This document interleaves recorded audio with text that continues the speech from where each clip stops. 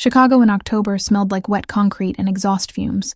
I pushed through the revolving door of the Wexler building, tugging my jacket tighter against the cold drizzle that had started an hour ago. The meeting had gone well. Better than expected, actually. 3 hours of translating complex legal documents for a multinational firm, and they'd already mentioned wanting to extend the contract into next quarter. My laptop sat upstairs on the conference room table. I'd grab it tomorrow morning on my way to the next appointment. Too tired to go back up now, and honestly, my brain needed the break from screens and technical jargon. The crosswalk signal blinked white.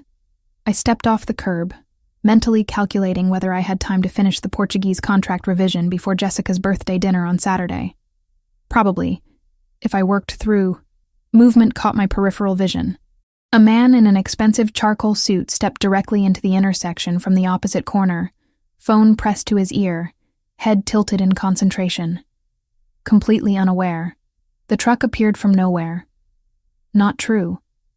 It had been there, barreling down the street at a speed that screamed wrong. The traffic light glowed red. Steady, unmistakable red, but the massive vehicle wasn't slowing. Time fractured into crystalline fragments. The man's polished shoes on wet asphalt, the truck's grille reflecting streetlight. My bag slipping from my shoulder as I lunged forward. "Move!" The word tore from my throat, but I was already in motion. My hands hit his chest, shoving with every ounce of strength in my 5'5" frame. He was solid, immovable, until suddenly he wasn't. We went down hard. The pavement rushed up to meet us, but at the last second he twisted, taking the brunt of the impact. His arms locked around me, pulling me against him as we rolled.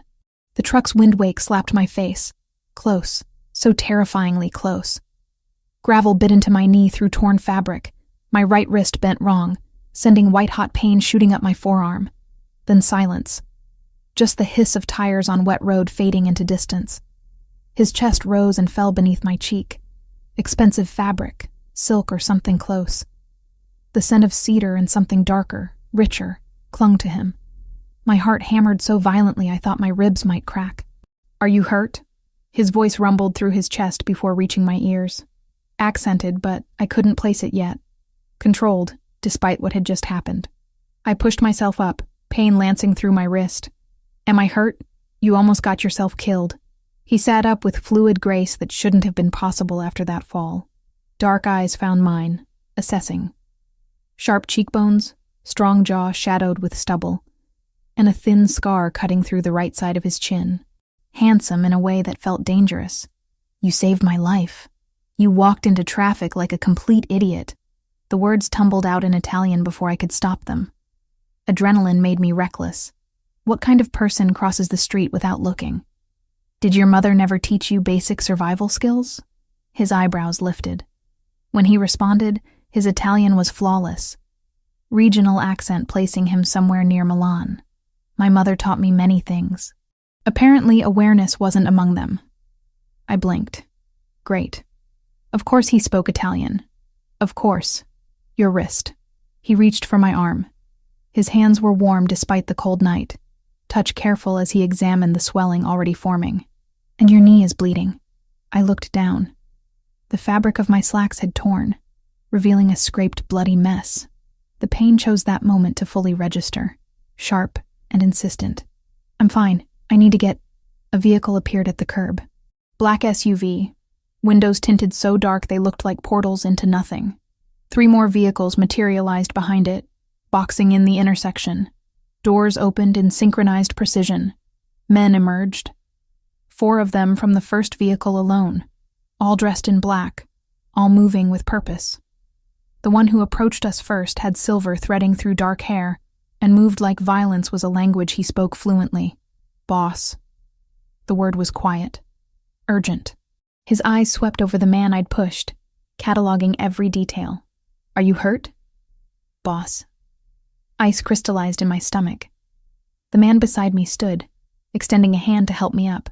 "I'm unharmed, Franco." "Thanks to—" He glanced at me, question in his gaze. "Hannah." My voice came out smaller than intended. "Thanks to Hannah." He didn't release my hand once I was standing. "She needs medical attention." "I really don't—" You're bleeding and your wrist is swelling." His tone left no room for argument. "Franco, take her to Dr. Castellano." "Wait, I can't just—" More men had appeared. Where had they all come from? 2 had positioned themselves at the intersection, redirecting the minimal late-night traffic. Another spoke rapidly into a radio. The efficiency was military grade. This wasn't normal. Normal people didn't have armed escorts. Normal people didn't have teams that materialized from shadows. "Miss Hannah," Franco's voice held firm politeness. "Please, let us ensure you're all right. I'll get a cab. I live nearby. I insist." The man in the suit, the one I'd saved, stepped closer. His eyes held mine, and I saw something there that made my pulse skip. Not threat exactly. Promise, maybe. "You risked yourself for a stranger. Allow me to ensure that risk hasn't left you injured." The SUV's rear door stood open, waiting. I tested my weight. The wrist spiked pain up my arm, and my knee wobbled. My phone was still under a parked car, and my ID was somewhere in the crosswalk. Running meant limping blind with no way to call anyone. Every instinct screamed to run, but my bag still lay in the street, contents scattered. My phone had skidded under a parked car, and honestly, shock was setting in, making my legs feel disconnected from my body. Just medical attention. Then I go home. Of course. He gestured toward the vehicle. The interior smelled like leather and something I couldn't identify. Clean. Expensive. The seats wrapped around me like a luxury I'd never experienced. The man slid in beside me. Franco took the front passenger seat. The driver never turned around. We pulled into traffic smoothly. Through the partition, I heard Franco speaking in rapid Italian. The words filtered through my translator's brain automatically. "Too close. Someone will answer for this." "Police are already at the scene," the driver responded. "Standard procedure, traffic accident, brake failure. Make sure that's exactly what they believe." Franco's voice dropped lower. "And find out who owned that truck. I want names by morning." My hands started shaking. I pressed them against my thighs, trying to hide it. The man beside me noticed anyway. He said nothing, but I felt his attention shift, felt the weight of his gaze. "Where are we going?" I managed. "Somewhere safe," he answered. "Somewhere we can ensure you're truly all right." "I don't even know your name." He was silent for a long moment. Then, "Matteo. Just a name." But the way Franco's shoulders tensed at the sound of it told me everything I needed to know. I'd saved someone important, someone powerful, someone dangerous, and now I was in a car with armed men, driving into a Chicago night that suddenly felt full of shadows I'd never noticed before. Consciousness returned in fragments, silk sheets against my skin, the distant hum of machinery, a smell I couldn't place, antiseptic mixed with something floral. My eyes opened to unfamiliar darkness. Not my apartment. Definitely not my apartment. The ceiling soared too high, painted in soft gray that caught light from somewhere I couldn't see. My right wrist throbbed with dull insistence, wrapped in pristine white bandaging that extended halfway to my elbow. Panic flickered. I sat up too fast, and the room tilted. "Easy." A man's voice, calm and professional. He materialized from a chair I hadn't noticed, older, maybe 60, with wire-rimmed glasses and salt and pepper hair. "You're safe, Miss Reed. I'm Dr. Castellano. Where am I?" My throat felt raw. "A secure location." He approached, checking my pupils with a penlight that made me wince. "You fainted approximately 3 hours ago." Adrenaline crash combined with shock. Perfectly normal physiological response to near-death experience. 3 hours. I glanced at my bare wrist, then spotted a clock on the nightstand. 3:17 a.m. My phone. I need my phone. My friend Jessica. She was expecting me to. Already handled. Franco appeared in the doorway like he'd been summoned. In the better lighting, I could see him more clearly. Sharp suit, sharper eyes, a man who missed nothing. "Your belongings are here. We'll return everything momentarily." Dr. Castellano finished his examination, checking my bandaged wrist with gentle fingers. "Mild sprain, no fracture. Keep it elevated and iced for the next 48 hours. Your knee has been cleaned and dressed. The scrapes are superficial, should heal within a week." Right. The knee. I looked down at the bandage visible beneath the hem of borrowed sweatpants that definitely weren't mine. Who changed my clothes? Female staff member, the doctor assured me. Your garments were torn and bloodied. These are temporary until you can retrieve your own. He left with a nod, and Franco entered carrying my bag. My phone sat on top, screen dark. Jessica? I asked, reaching for it. Waiting for your call. We haven't contacted anyone on your behalf. I unlocked the phone. 17 missed calls. 12 from Jessica. 5 from unknown numbers. My stomach knotted as I dialed. She answered before the first ring finished. Hannah? Oh my God, where are you? I've been calling for hours. I almost called the police. I'm okay. I'm so sorry, Jess. Something happened, an accident. I'm fine, but I can't really explain right now. What kind of accident?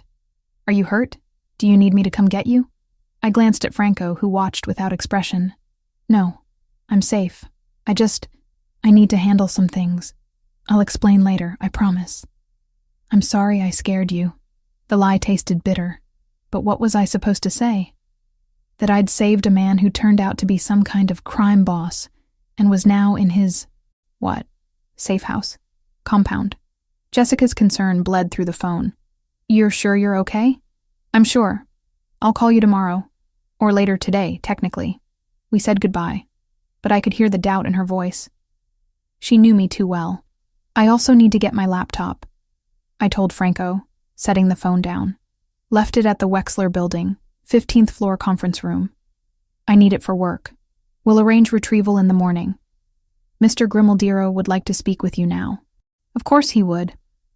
I stood, testing my weight on my injured knee. Tender but manageable. Let me guess. Not really optional. Franco's expression might have been amusement. Hard to tell.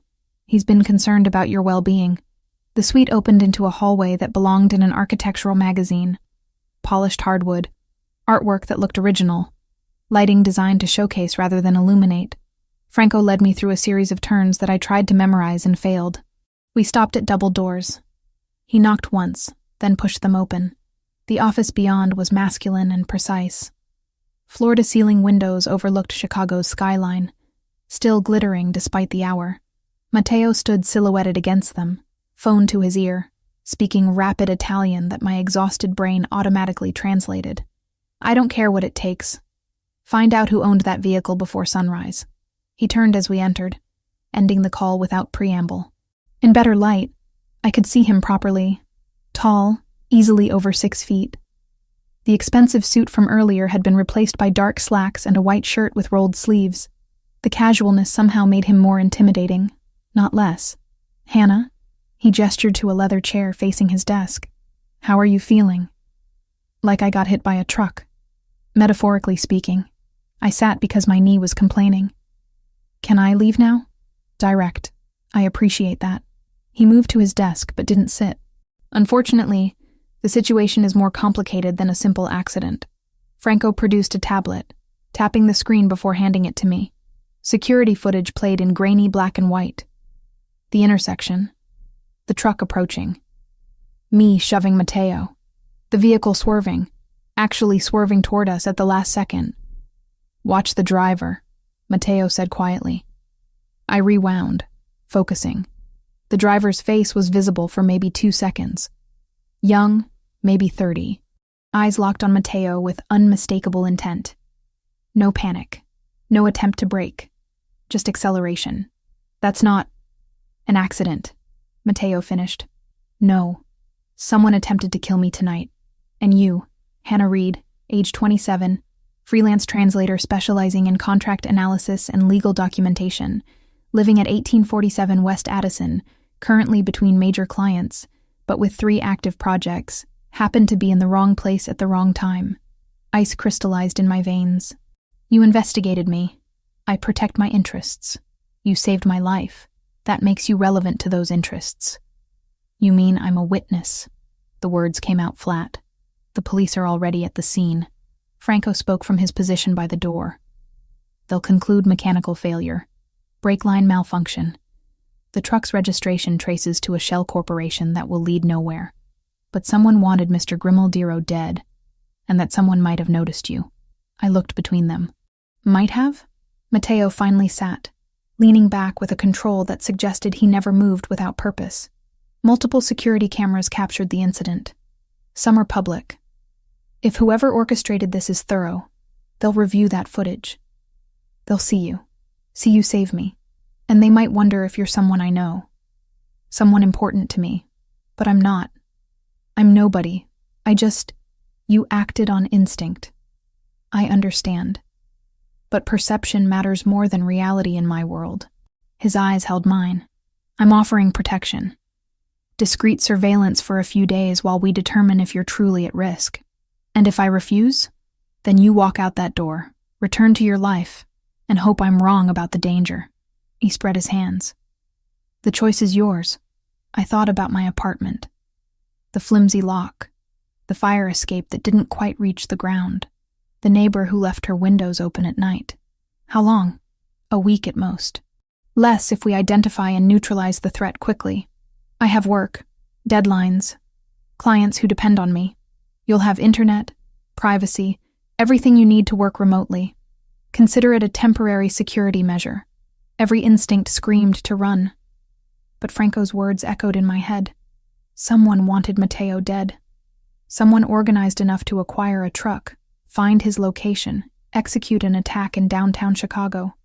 Someone who might come looking for witnesses. Okay, I heard myself say. But I need my laptop and clothes, and you're going to explain exactly what kind of protection we're talking about. Fair terms. Matteo nodded to Franco. Take her home. Let her gather what she needs. 2 men minimum for escort. The drive back to my apartment happened in tense silence. I sat in the back of yet another black SUV, watching familiar streets pass in pre-dawn darkness. Franco had handed me my bag, my phone. Everything intact except my sense of security. My building looked shabbier than usual in the harsh glow of streetlights. Franco and another man, younger, broader, accompanied me up the stairs. They waited outside while I packed a quick bag. Laptop, charger, clothes for a week, toiletries. Jessica's framed photo from my nightstand. The normalcy of the items felt absurd. I powered up my laptop long enough to email my client from the Wexler contract, apologizing for the delay and attaching the completed translation. Then I sent quick messages to my other active clients, explaining a family emergency required me to work remotely for several days. Not a lie, exactly. My family of 1 was having an emergency. Franco was on his phone when I emerged. He ended the call as I locked my door. Everything you need? For now. The young man took my bag without asking. They flanked me down the stairs, and I realized this was it. This was what protection looked like. Constant surveillance. Loss of privacy. All because I'd reacted without thinking. The SUV waited at the curb, engine running. As we pulled away, I spotted another vehicle across the street. Sedan, dark color, 2 occupants. When we turned the corner, it followed. Is that ours? Franco confirmed. You're covered from multiple angles. I leaned back, closing my eyes. Somewhere in this city, someone had tried to commit murder. And somehow, impossibly, I'd stopped them. Now I was tangled in whatever web Matteo Grimaldiro had woven, protected by men with guns and secrets. My phone buzzed. Jessica again. I'd deal with her tomorrow. Or today. Whatever this nightmare qualified as. Back at the compound, the same suite waited. I set up my laptop on the desk, checked my email, tried to pretend this was normal. Outside the windows, Chicago began waking up. Delivery trucks, early commuters. Life continuing like nothing had changed. But everything had changed. I just didn't know how much yet. 3 days passed in a strange limbo. I worked from the compound, translating contracts and analyzing documents while watching Chicago through windows that didn't open. Jessica called twice. I kept the conversations brief, vague. Yes, I was fine. No, I couldn't explain yet. The lies built up like sediment. Franco appeared at my door on the 3rd evening without knocking. His expression told me everything before his mouth opened. There's been another incident. My stomach dropped. Is Matteo alive? Barely. He stepped inside, closing the door with deliberate care. Someone planted a bomb in his primary vehicle. C4, professionally rigged to the ignition. He changed cars at the last minute. Instinct, he said. The explosion destroyed half his private garage. I sat down hard on the bed. When? 2 hours ago. The property is isolated, 40 miles outside the city. Our team contained it before emergency services arrived. Official report will list it as a gas leak. Franco pulled out his phone, swiping through images. But this wasn't external, Hannah. Whoever did this knew which car he'd be using, knew the exact timing of his departure. That information doesn't leave our inner circle. The photos showed twisted metal, blackened concrete, destruction that should have killed someone. Would have killed someone if luck hadn't intervened. Internal, I said quietly. You think it's someone inside his organization? I know it is. He pulled up a different set of images. And we have another problem. You. The first photo showed me leaving a coffee shop 2 blocks from my apartment. The second caught me at a crosswalk, phone to my ear. The third was taken from a vehicle, capturing me through my own living room window as I worked at my desk. These aren't yours, I said. My voice sounded distant. No. We noticed them yesterday, picked up the surveillance this morning. Different vehicles, different operators, professional tale. Whoever wants Mateo dead knows you saved him, and they're tracking your movements. Cold spread through my chest. They think I'm important to him, or they're considering using you as leverage. Either way, you're exposed. This apartment isn't defensible. You need to move to the estate tonight. I can't just disappear. I have clients expecting deliveries, deadlines. Which matter more than staying alive? The bluntness hit like a slap. I looked at the photos again, at myself captured without knowledge or consent, at the proof that strangers had been following me, watching me, waiting for an opportunity. My friend Jessica, she'll panic if I vanish. So tell her what you can without compromising security. Franco's tone softened slightly. We're not asking you to disappear forever, just until we identify and neutralize the threat. And how long will that take? As long as necessary. I wanted to argue, to insist this wasn't my problem, that I'd just been in the wrong place at the wrong time. But the photos spoke louder than my protests. Someone dangerous knew my face, my address, my routine. I need to pack properly this time. And I'm emailing my clients tonight, telling them I'll be working remotely for the next 2 weeks minimum. Franco nodded. 30 minutes. Pack for extended stay. We leave before dark. He stationed himself outside while I moved through my apartment in controlled chaos. Laptop, chargers, enough clothes for 2 weeks, my translation references, toiletries. I drafted quick emails to my 3 active clients. Explaining a family emergency required me to relocate temporarily, but I'd remain fully available electronically. Professional, apologetic, vague. Then I texted Jessica. Need to leave town for work security issue. Can't explain over text. I'm safe. Will call when I can.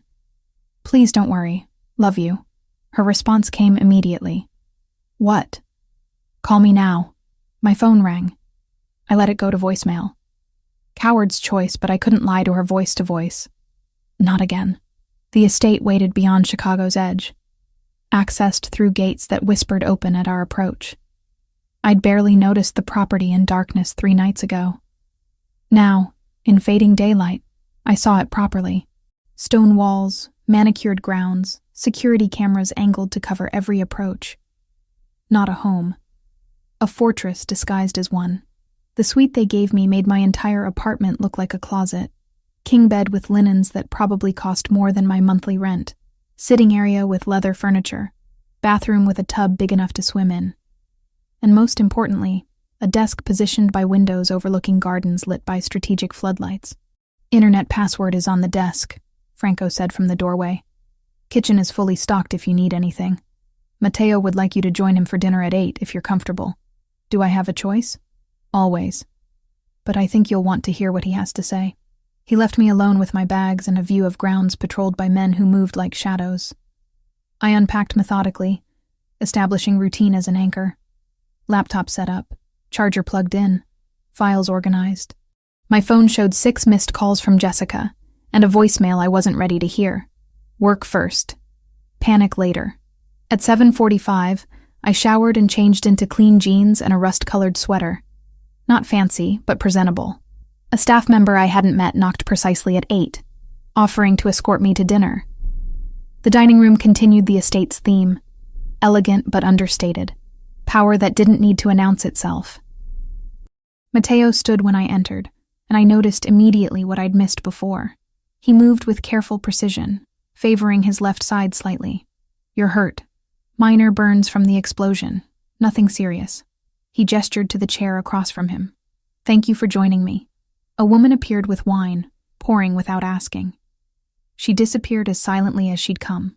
"Franco showed me the photos," I said, skipping pleasantries. "The ones of me being followed." "Yes. I apologize for dragging you into this. Bit late for apologies." "Who are they?" Mateo studied his wine glass. "That's what I'm trying to determine. The bomb was sophisticated, military-grade explosive, professional installation, someone with resources and access to my schedule. Internal betrayal. So it appears." He looked up, meeting my eyes. "Which is why I need you here. Safe.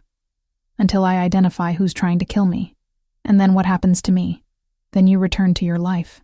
With compensation for the disruption and assurance that you're no longer a target." I laughed, harsh and short.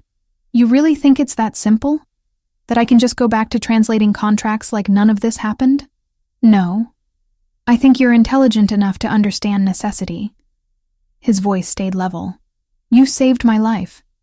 I'm returning the favor by ensuring yours isn't forfeit because of it." The wine tasted expensive, complex. I took another sip, buying time to organize my thoughts.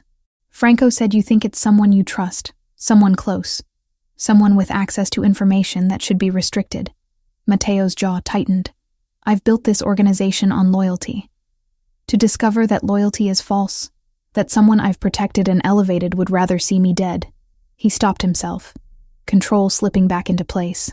"Tell me about your work," he said, shifting gears. "Franco mentioned you translate for multinational firms." The sudden pivot threw me. "Legal documents, mostly. Contracts, compliance paperwork, due diligence files. I work in 6 languages." His eyebrows rose. 6? English, Spanish, Portuguese, French, Italian, German. I was working toward Japanese before.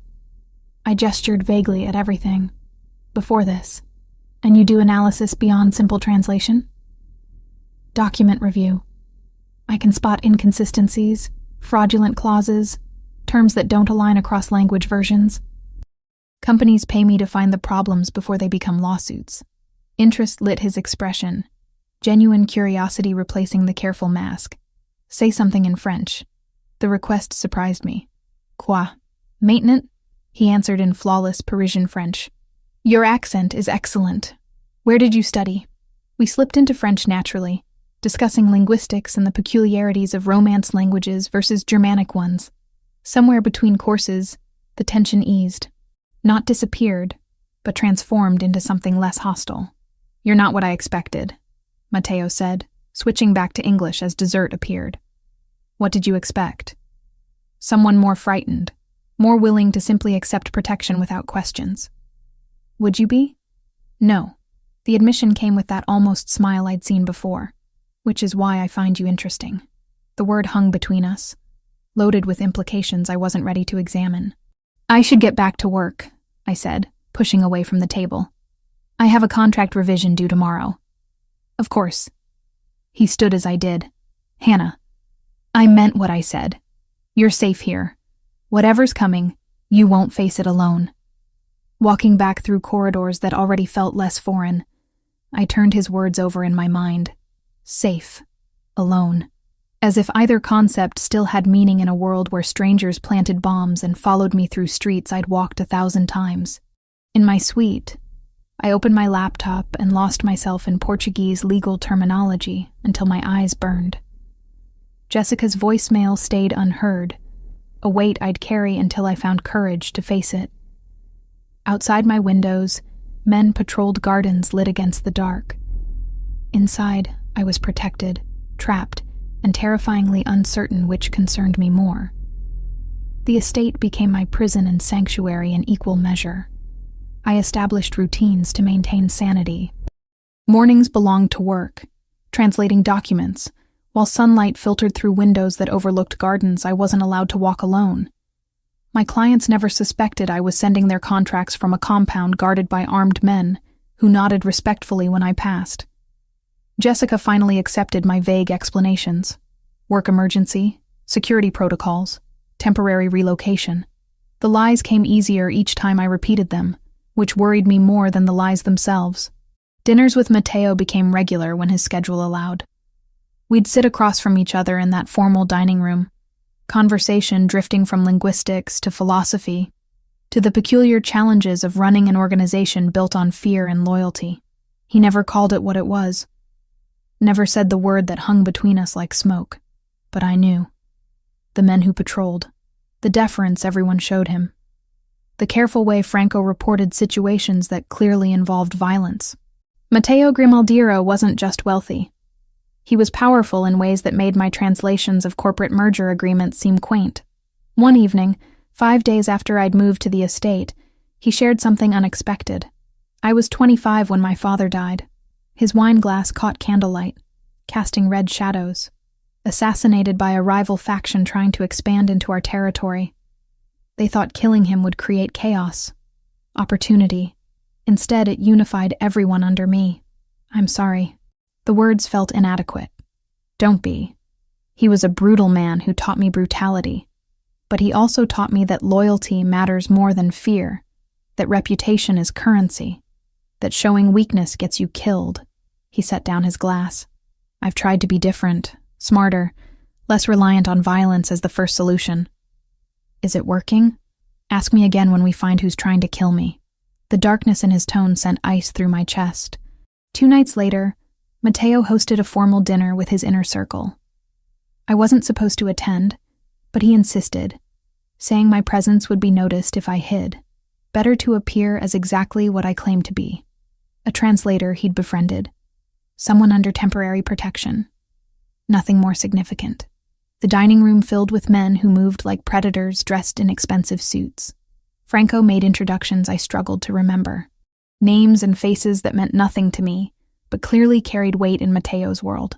Sergio Verciani arrived last, and the room's energy shifted. He was handsome in a way that felt constructed, each smile calculated for maximum effect. When he greeted Matteo, I saw something flicker between them. History, complication, family resemblance around the eyes. Cousin, Sergio said, embracing Matteo with what looked like genuine warmth. You didn't mention we'd have such lovely company tonight. His attention turned to me, appraising and dismissive simultaneously. I'd been evaluated and categorized in seconds. Hannah is my guest, Matteo said simply. She's staying here while we resolve some security concerns. Of course. Sergio's smile widened. Any friend of the family is protected by the family. The way he said it made protection sound like a threat. Anthony Ricchetti sat across from me, older, perhaps 50, with nervous energy that manifested in constant small movements. He adjusted his glasses twice in the first 5 minutes. When Sergio spoke, Anthony's jaw tightened almost imperceptibly.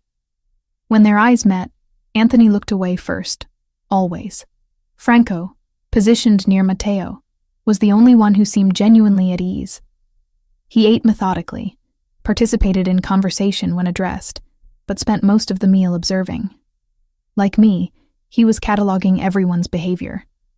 The conversation flowed around topics I half understood. Territory disputes, revenue streams from legitimate businesses, carefully coded references to operations I suspected weren't legal.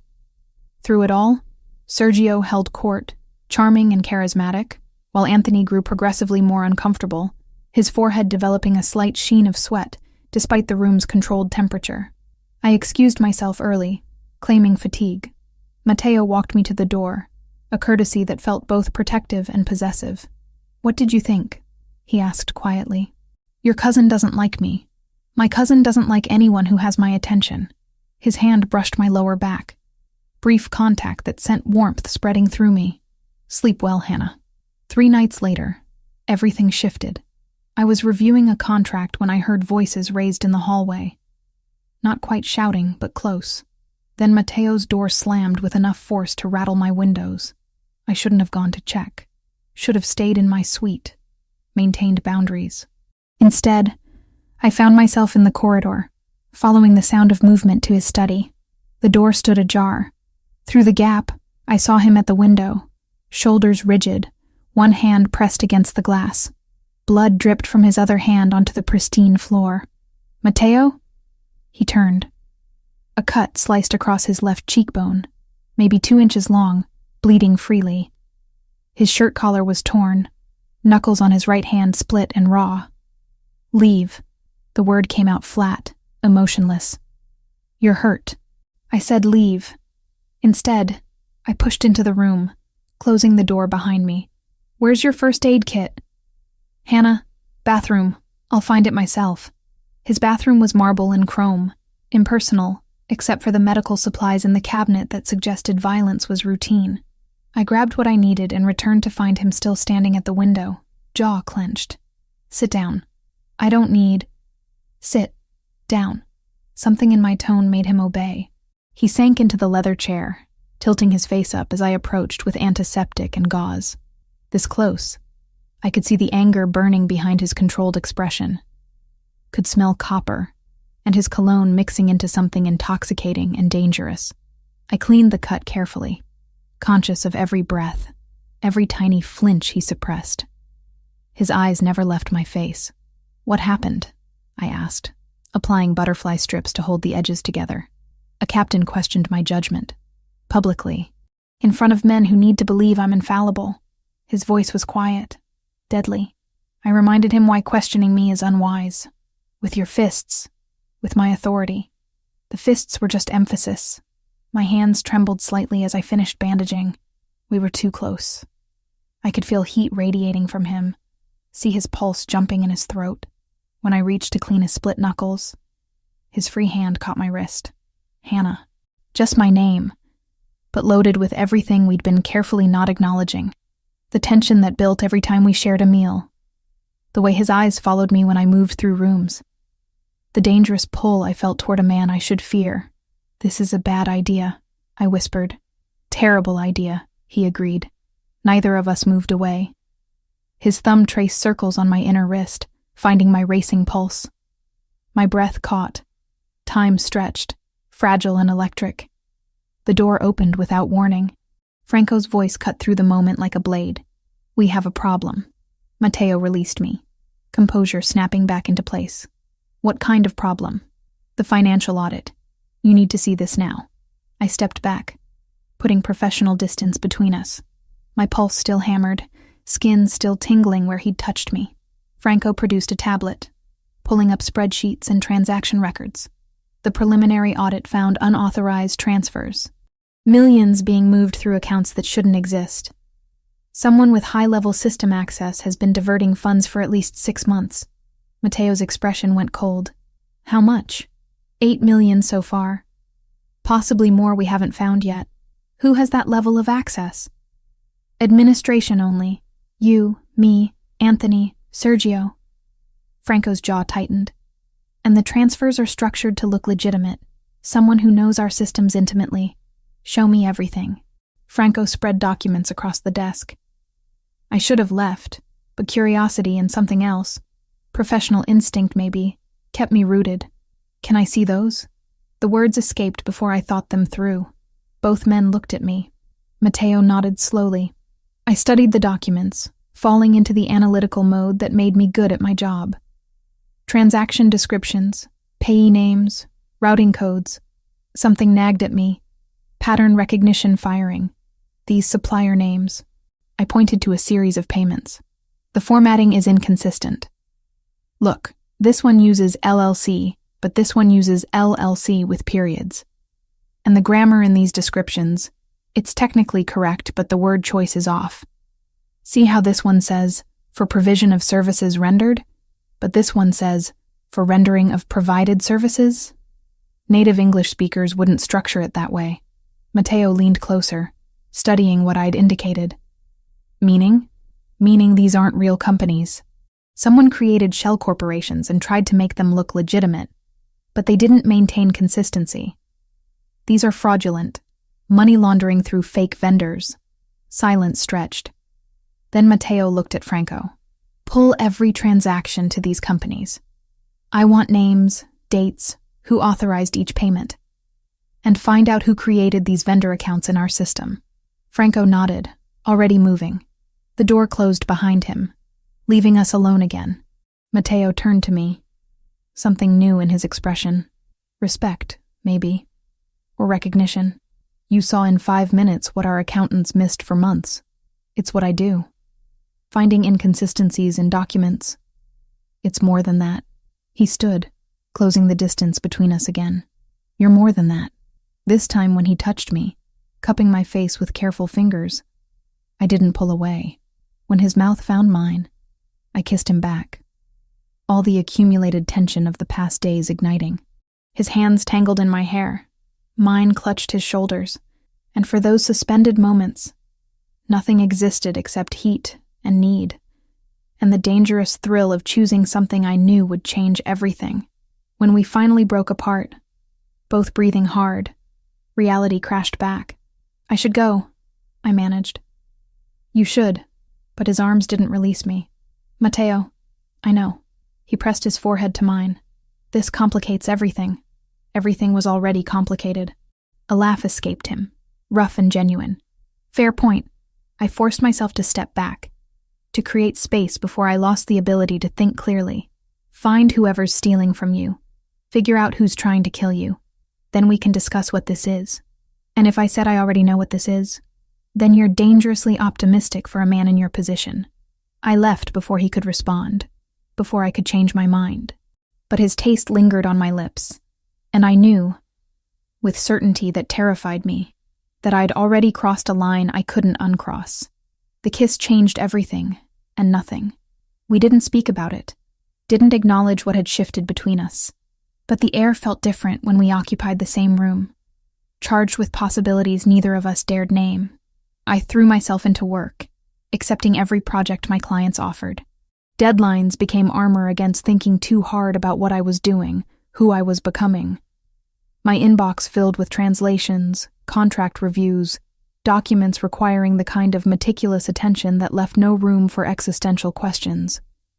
But the nights told a different story. Sleep became elusive, fractured. Every sound jolted me awake. Footsteps in hallways, wind against windows, the distant slam of a door. My hands developed a tremor I couldn't control, fingers shaking when I reached for coffee or typed passwords.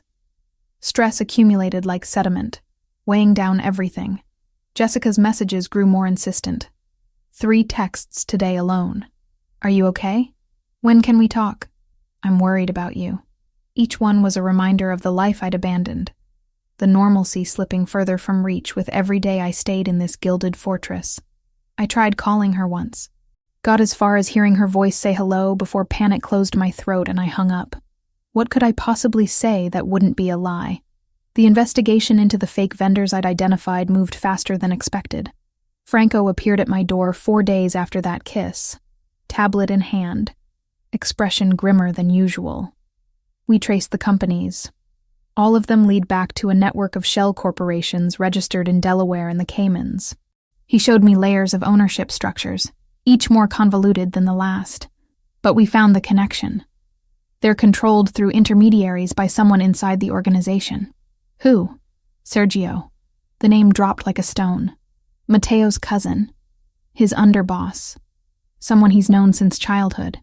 My stomach twisted. I'd seen them together. Seen what looked like genuine affection. Family. There's more. Franco pulled up bank records. The money diverted through these fake companies? We tracked where it went. Payment to a trucking company that provided the vehicle used in the assassination attempt. Payment to the driver's offshore account. Payment to the bomb manufacturer. Sergio has been funding his own coup using Matteo's money. Does Matteo know? He's convening an emergency council meeting tonight. You should stay in your suite. I should have listened. Should have stayed hidden behind locked doors while they handled business I didn't understand. Instead, I found myself drawn to the corridor outside the main conference room an hour later, pulse hammering as voices rose beyond the heavy doors. You're accusing me? Sergio's voice carried fury and wounded pride. I've bled for this family, given everything while you sit in your mansion playing philosopher king. The evidence is irrefutable.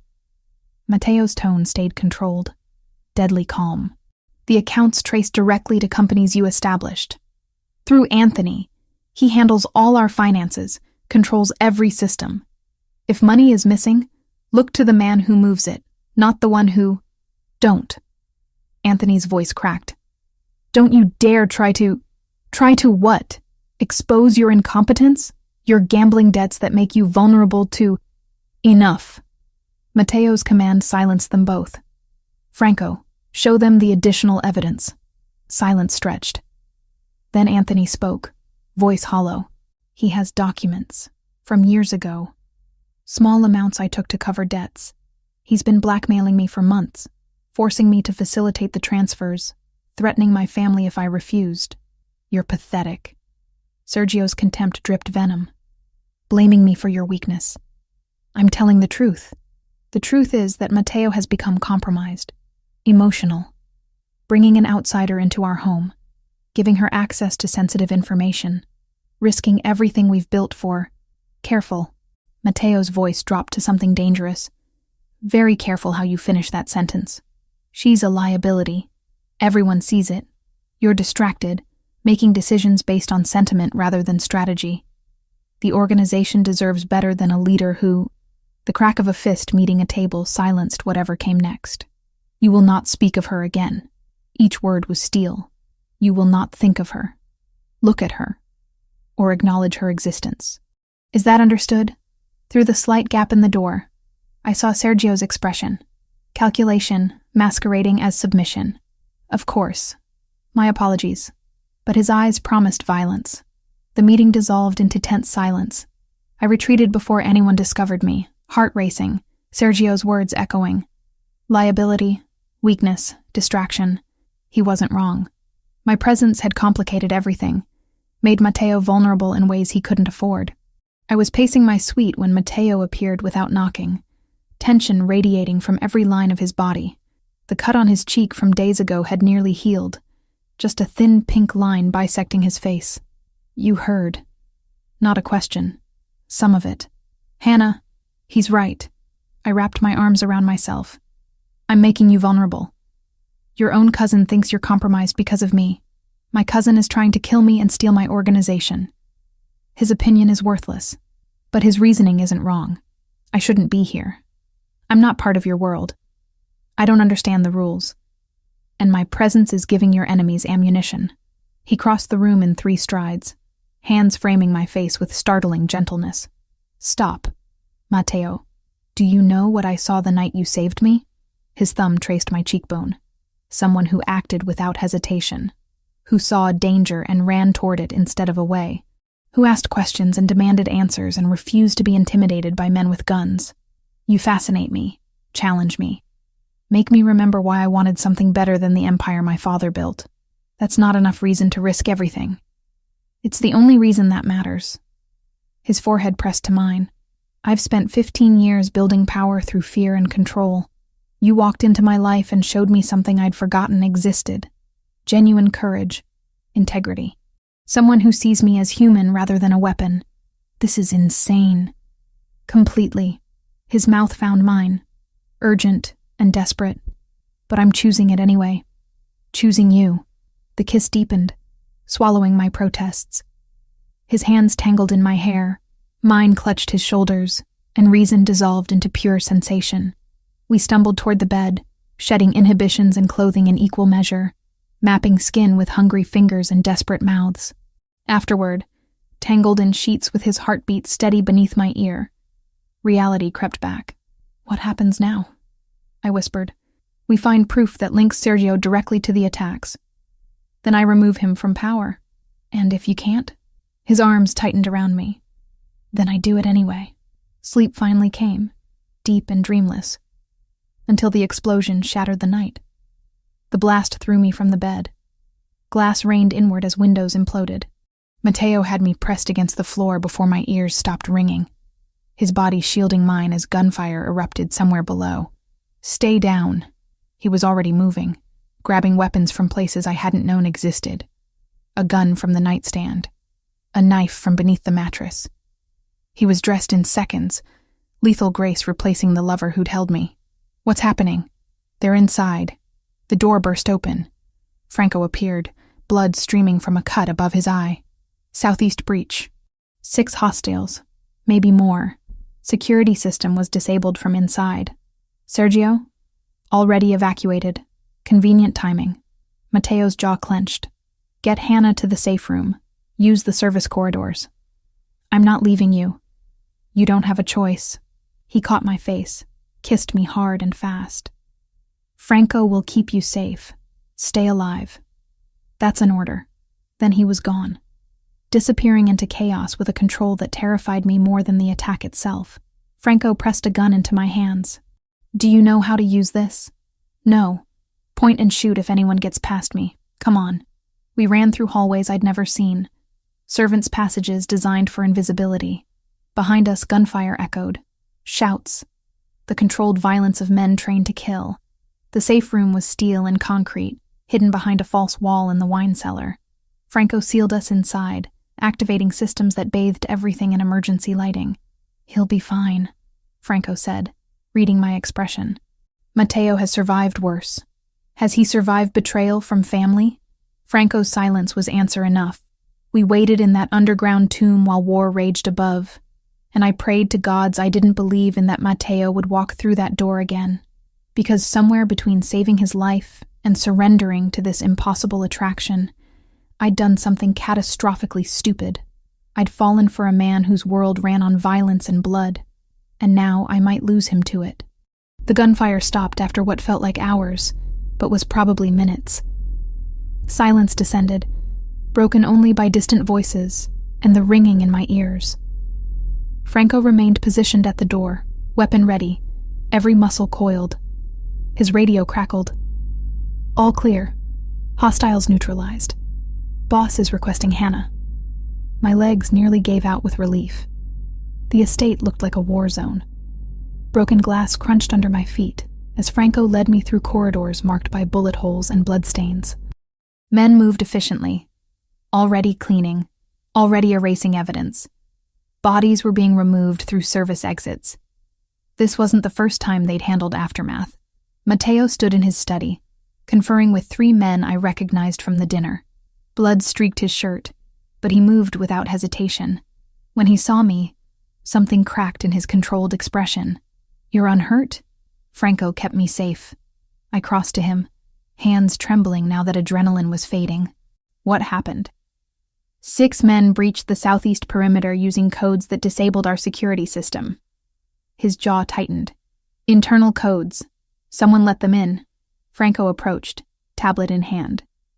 I pulled the system logs. The override came from Anthony's credentials. Time stamped 2 hours before the attack. Anthony. The nervous man who'd sweated through dinner, who'd avoided looking at Sergio. Where is he? Mateo's voice dropped to something lethal. We found him in his quarters. He's cooperative. The interrogation room was underground, windowless, designed for purposes I tried not to imagine. Anthony sat at a metal table, wrists zip-tied, face pale and slick with perspiration. When we entered, he flinched violently. I didn't know, he said immediately. I swear to God, I didn't know they'd attack tonight. He said it was just precautionary access, in case... Who? Mateo remained standing, looming. Who gave you the order? Anthony's eyes darted between us. When they landed on me, something crumbled. She shouldn't be here. This isn't... Answer the question.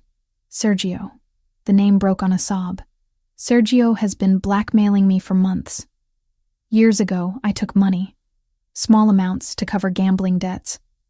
I documented everything intending to pay it back, but he found the records. Said he'd expose me, that my family would pay if I didn't cooperate. Franco set the tablet on the table, pulling up financial records. These transfers. The fake vendors Hannah identified.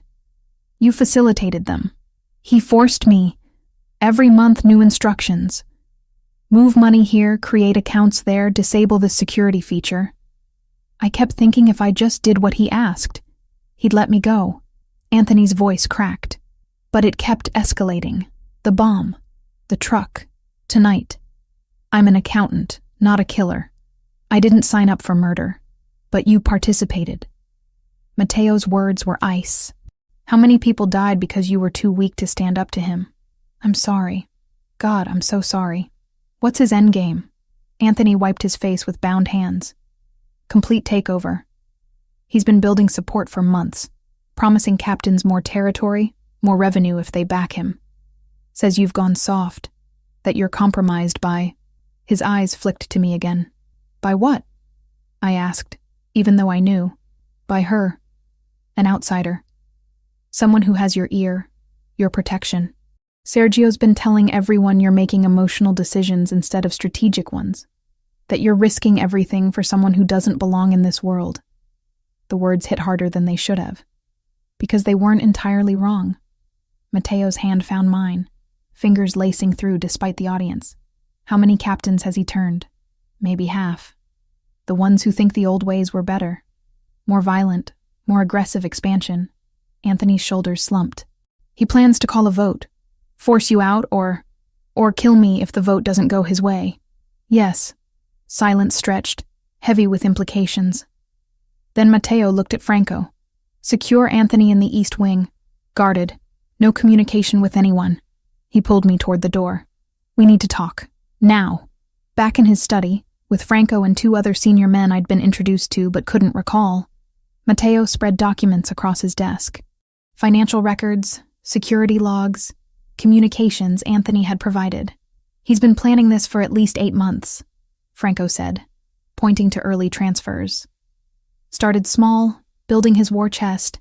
The assassination attempts were meant to look external, but if those failed, he had the internal support to challenge you openly. How do we prove it? One of the other men asked.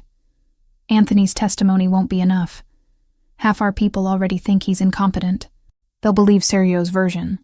We need to catch him in the act, Franco said. Something undeniable. I'd been studying the timeline, the pattern of escalation. He's going to move soon. Maybe days. The attack tonight failed. Anthony's been discovered. He knows his window is closing. All eyes turned to me. She's right, Mateo said. Sergio will accelerate.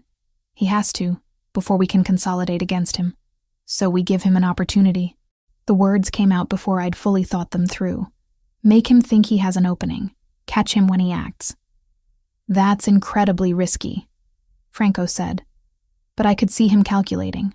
Less risky than civil war. I pointed to the list of captains Sergio had allegedly turned. If we just accuse him without proof, you split the organization down the middle. Some will believe you, some won't. But if you catch him red-handed, trying to kill you or betray you to enemies, nobody can dispute that. Mateo studied me with an expression I couldn't read. You're suggesting I use myself as bait. I'm suggesting you control the narrative instead of reacting to his. I pulled up Anthony's communications. He's been spreading the story that you're weak, compromised. So prove you're not. Set a trap he can't resist. And if it goes wrong, then we make sure it doesn't. The planning stretched through the night. Every detail mattered. Every contingency needed coverage. Franco argued for keeping me out of it entirely, but Mateo overruled him. She's the one who spotted the financial fraud, he said. Her analytical eye is why we're even having this conversation. If there are details we're missing, she'll find them. So I stayed, contributing where I could, learning more about the organization's structure than I'd ever wanted to know. Captains, territories, revenue streams both legitimate and criminal. The web was vast, complex, and Sergio had been methodically poisoning it from within. We need to call a full council meeting, one of the senior men suggested. Force everything into the open. No, I interjected. That gives Sergio time to prepare, to spin the story. You need him off balance, caught in a moment where his instincts override his planning. What do you suggest? An idea was forming, risky but potentially perfect. Anthony said Sergio told the captains Mateo is compromised because of me. So use that. Make it look like I'm the weak point he can exploit. Mateo's expression darkened immediately. Absolutely not. Listen, you announce you're moving me to a secondary location for my safety. Somewhere outside the estate, less protected. Sergio won't be able to resist. He'll see it as the perfect opportunity to prove you're weak, that prioritizing me over security is a fatal flaw. You're describing yourself as bait. I'm describing strategy. You control the location, the security, everything. But to Sergio, it looks like you're making an emotional mistake. The kind of mistake that justifies his coup. Franco rubbed his jaw, clearly torn. It could work. If we pick the location carefully, wire it properly for surveillance, position our people strategically. No. Mateo's voice was steel. I'm not putting Hannah in danger to catch him. I'm already in danger. The words burst out sharper than intended. I've been in danger since the moment I pushed you out of the way of that truck. At least this way, we're controlling it. She has a point, Franco said quietly. Don't. Mateo turned on him. Don't tell me she has a point. You need irrefutable proof, I pressed. Something nobody can deny or rationalize. Sergio attacking me, coming after your supposed weakness personally, that's the kind of arrogance that will turn even his supporters against him. The argument continued for another hour. But eventually, reluctantly, Mateo agreed. Not because he wanted to, but because the logic was inescapable. We needed Sergio to act, and I was the perfect trigger. The plan took shape over 3 days. A secondary property would be announced, a supposed safe house outside the city. I'd be moved there publicly, with minimal security to make it look like an easy target. In reality, the location would be fortified and monitored, with Mateo's best people positioned to respond instantly. 48 hours maximum, Mateo said, the night before we'd execute the plan. We were alone in his study, exhaustion etched into every line of his face. If nothing happens by then, we extract you and try something else. It'll happen sooner. I'd been studying Sergio's pattern of behavior, the way he moved. He's impulsive when he thinks he has an advantage. He'll jump at this. Mateo pulled me close, forehead resting against mine. If anything goes wrong, it won't. Hannah, we've planned for everything. Franco's people are the best. You'll be close enough to respond in seconds. I cupped his face, feeling the stubble rough against my palms. This ends tomorrow, one way or another. This ends. I'm terrified of losing you. Then make sure you don't. We spent that night wrapped around each other, memorizing touch and taste like it might be the last time. When dawn came, we didn't speak about what could go wrong. Only what had to go right. The trap was set. Now we just had to wait for Sergio to walk into it. The safe house was a lie wrapped in truth. An actual property Mateo owned, but fortified beyond anything visible from outside. Cameras in every corner, armed men positioned in adjacent buildings, Franco coordinating from a command center 2 blocks away. I was the rabbit in the trap. And somewhere out there, the wolf was circling. I'd been moved publicly, driven through Chicago in a convoy small enough to look vulnerable. 2 SUVs instead of 5, guards who appeared competent but not overwhelming. The message was clear. Mateo had prioritized discretion over security, emotion over strategy. Exactly what Sergio needed to believe. The house itself was modern, glass and steel overlooking the river. Beautiful and exposed. I'd been instructed to stay visible, to move past windows, to look like someone trying to pretend normalcy while fear ate at her edges. Not hard to fake.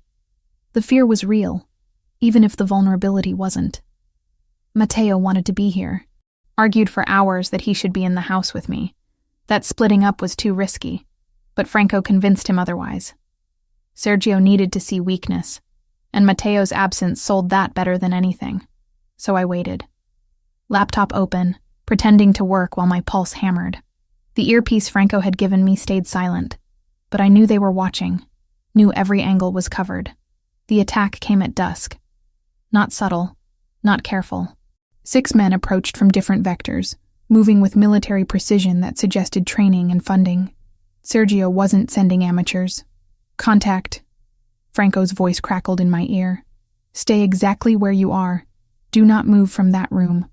I'd been positioned in a second-floor study, deliberately visible through windows, but with reinforced walls and a panic room behind a bookshelf. The perfect bait that could be extracted instantly. Glass shattered downstairs. Footsteps pounded through the entry. Professional clearing patterns, weapons drawn. They moved fast, efficient. "Hannah Reed," a voice called from below, accented and cold.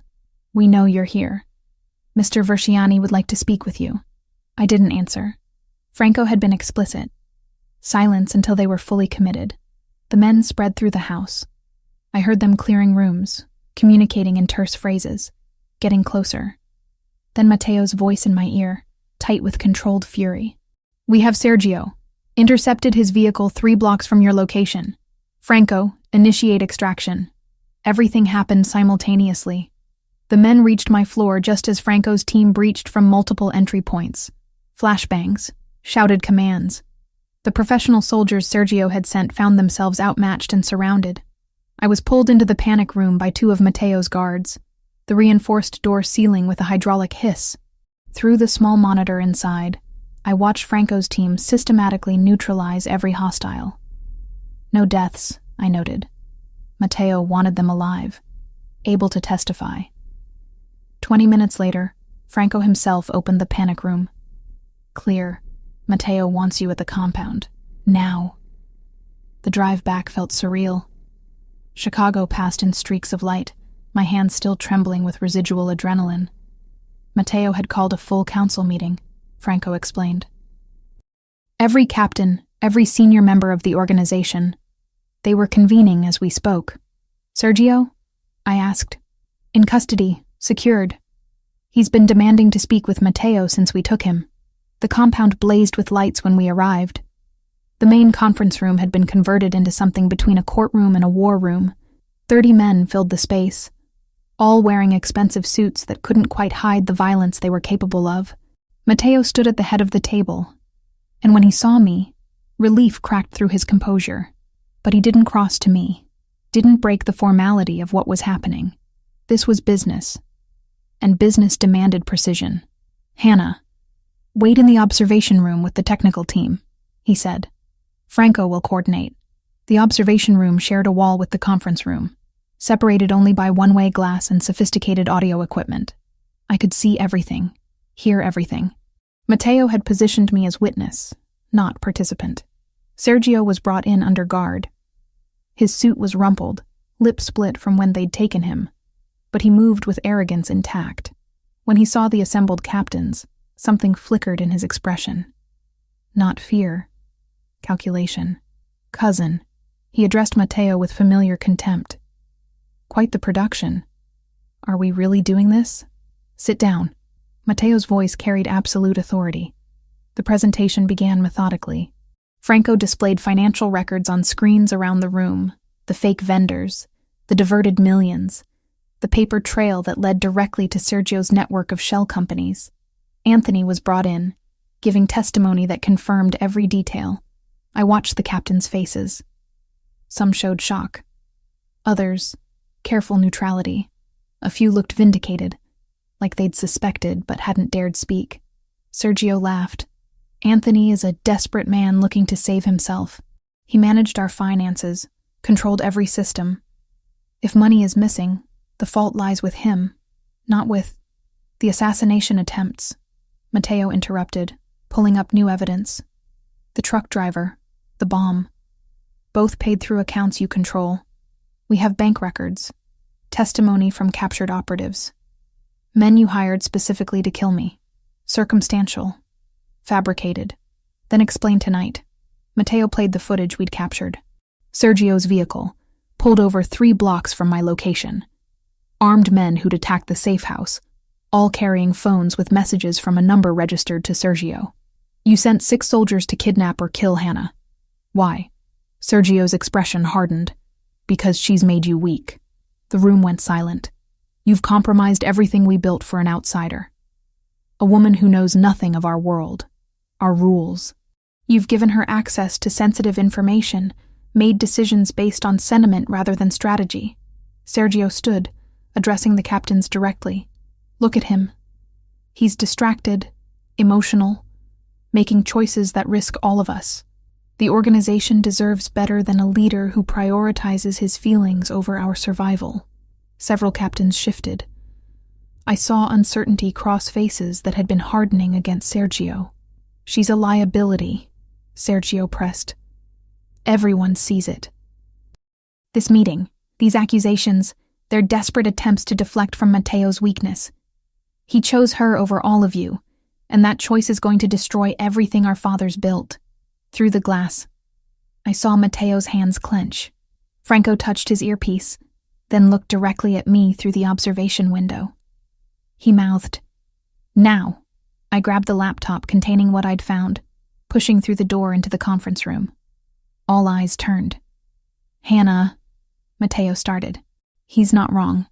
I set the laptop on the table, pulling up documents. "I am an outsider. I don't understand your world, your traditions. But I understand documents, financial records. And what I found shows that Sergio's betrayal goes beyond stealing from you." I displayed the contracts I'd uncovered during the planning phase, buried in the data Anthony had provided. These are preliminary agreements with the Sinaloa cartel.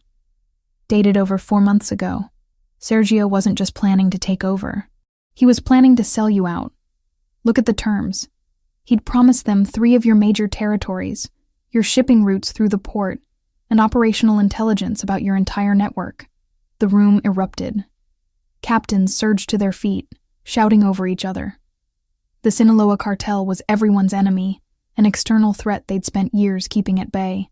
He was going to trade your lives, your operations, everything you built, for their backing in a coup. I pulled up communications next, and these messages show he'd already started providing information. Shipment schedules, guard rotations, names of your families. Sergio lunged toward me. 2 guards intercepted him before he moved 3 feet, slamming him back into his chair.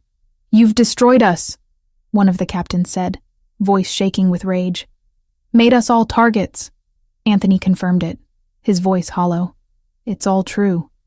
He made me facilitate the communications, said it was insurance. I didn't know the extent until recently. That's why I finally cooperated with Franco. Matteo walked slowly to where Sergio sat pinned by guards.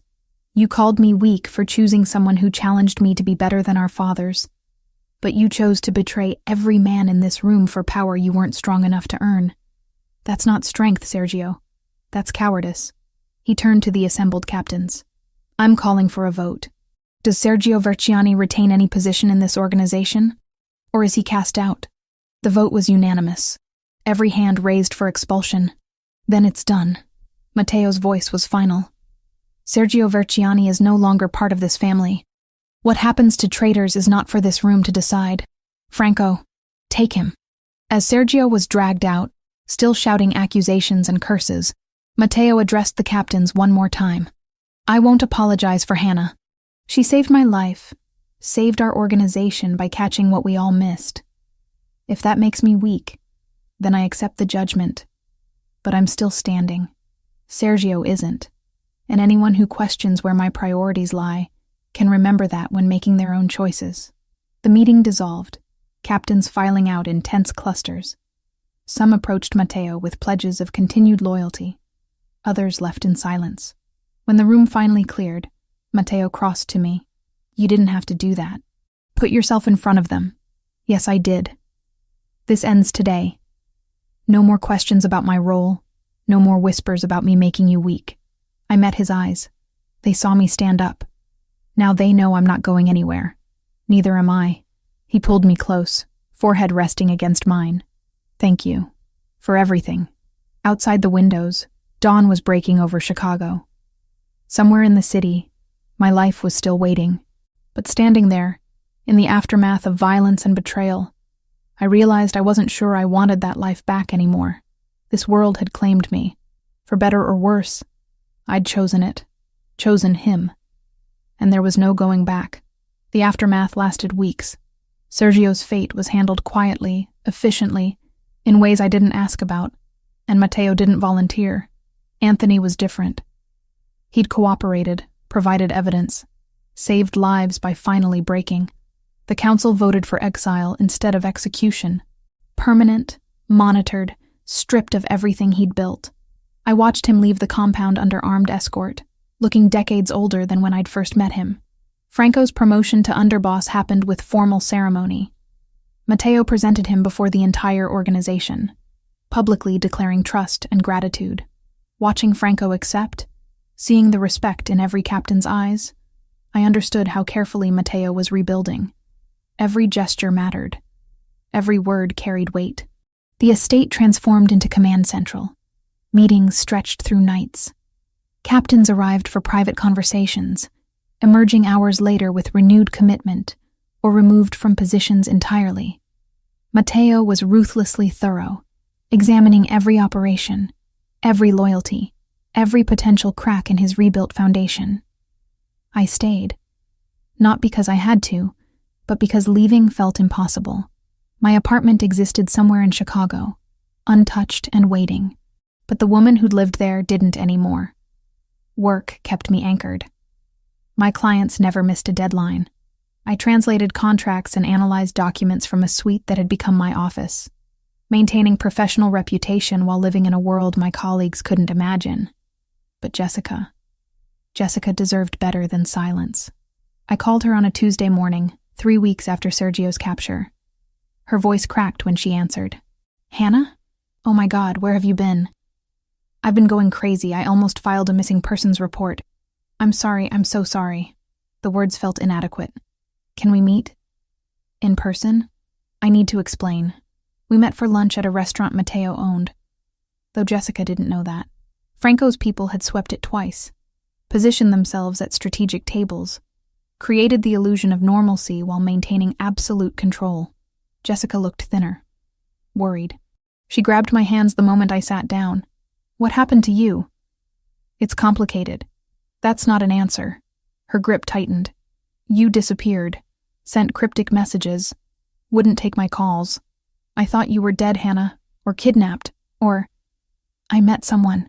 The partial truth felt safer than the whole. Someone with security issues. Dangerous people were involved. I had to stay out of sight for my safety.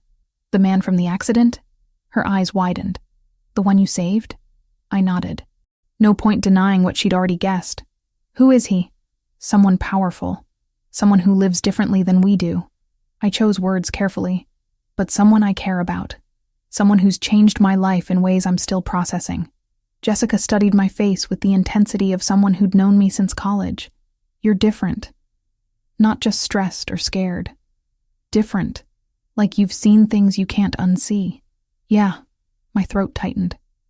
"That's exactly it." "Are you safe?" "As safe as I can be in his world." "That's not reassuring." "I know." I squeezed her hands. "But I'm choosing it. That's what I need you to understand. I'm not trapped. I'm not coerced. I'm making a choice, even though it's complicated and scary and nothing like what I planned." She was quiet for a long time, processing. "Then, do you love him?" "Yes." "And he treats you well?" "Better than I deserve." "Then I'll try to understand." Her voice wavered. "But you have to promise to stay in my life. I can't lose my best friend because she fell for someone dangerous." "You won't." "I promise." The lunch stretched into afternoon. We talked about everything except the specifics I couldn't share. She updated me on her job, her family, the mundane details of a life that felt foreign now. I told her about translation work, about learning new things, about feeling challenged in ways I hadn't expected. When we parted, she hugged me hard. "Be careful. And call me more than once a month, okay?" "I will." Matteo was waiting when I returned. He looked up from documents spread across his desk. Expression unreadable. "How did it go?" "She's worried, but she'll accept it." I sank into the chair across from him. "Eventually. You could still go back, you know, to your old life. I'd ensure you were safe, set you up anywhere you wanted. Is that what you want?" "What I want is irrelevant. This is about what you need." I stood, moving around the desk to where he sat. "Then ask me what I need." His hands found my waist, pulling me close. "What do you need, Hannah? I need to stop pretending I can go back. I need to accept that I've changed, that this world has claimed me whether I planned it or not." I cupped his face, feeling stubble rough against my palms. "And I need you to give me a real role here. Not protection, not a comfortable prison, a purpose. I've been thinking about that." He pulled a folder from his desk. This is a proposal. Official position as strategic consultant, focusing on international negotiations and contract analysis. You'd have authority to veto deals that look suspicious, review all major agreements, advise on cross-border operations. Your linguistic skills and analytical mind are exactly what we need to expand legitimately. I read through the documents. Salary, benefits, clear job description. It looked like any corporate position, except for the implicit understanding of what the organization actually did. I have conditions. Name them. I maintain my independence. Keep some legitimate translation clients as cover and because I want to. I'm not property or trophy. I'm a partner with equal voice in decisions that affect me. I met his eyes. And if I ever want out, truly out, I can leave without consequence. Agreed. All of it. No hesitation. No negotiation. You saved my life, Hannah. Then you saved my organization. I owe you everything. The least I can offer is respect and autonomy. Then yes, I accept. The kiss sealed it. Not just the position, but everything it represented. A future I hadn't planned but was choosing anyway. 3 months later, my office in the compound felt like it had always been mine. Mahogany desk, walls lined with reference books in 6 languages, windows overlooking gardens where I sometimes walked while thinking through complex negotiations. The captains nodded respectfully when I passed. Franco consulted me on suspicious contracts. Matteo trusted my judgment without question. I still translated for my old clients. Maintained that connection to normalcy, to the person I'd been. But increasingly, my real work happened here, reviewing expansion plans, analyzing partnership proposals, identifying red flags in documents that would have cost millions if missed. Jessica called weekly. We met monthly, always in controlled locations. She didn't know everything, but she knew enough. Accepted that her friend had chosen a different path. Tonight, Matteo and I stood on the private balcony of our suite, looking over Chicago's glittering skyline. His arm wrapped around my waist, familiar and right. The European expansion proposal, I said, leaning into his warmth. I finished reviewing the contracts. Milan looks promising, but the Frankfurt connections are questionable. I'd recommend holding on those until we can verify their credentials better. Noted. I trust your assessment. He pressed a kiss to my temple. Have you thought about the Italy trip? 2 weeks, just us. Milan, Rome, the coast. Mixing business with pleasure? Always. His hand found mine, fingers lacing together. Though mostly pleasure, you've earned a vacation. We both have. The city stretched endlessly below us. 1,000 lights representing 1,000 lives. Somewhere down there was the woman I'd been, translating contracts in a tiny apartment, worried about rent and deadlines and normal things. That woman had saved a stranger from a truck and changed everything, had chosen curiosity over fear, action over paralysis, had fallen for a dangerous man and decided the risk was worth the reward. I didn't regret it. Any of it. What are you thinking? Matteo asked, reading my silence. That I should have been terrified. Should have run the moment I realized what you were. Why didn't you?